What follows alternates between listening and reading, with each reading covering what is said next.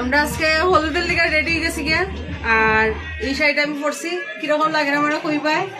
আর কে কিরকম শাড়ি পরছে আমি একটু দেখাই। এটা হচ্ছে শেষ দি, আর শেষ দিন লোকটা আজকে খুবই সুন্দর হয়েছে। এখন বাকি সবরে দেখাই এরা কে কিরকম সাজছে।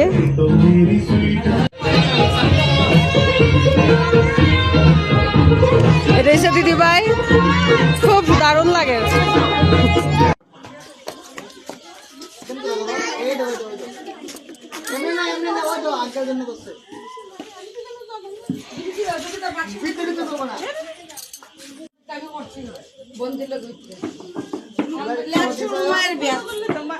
তোমার মায়ের লোক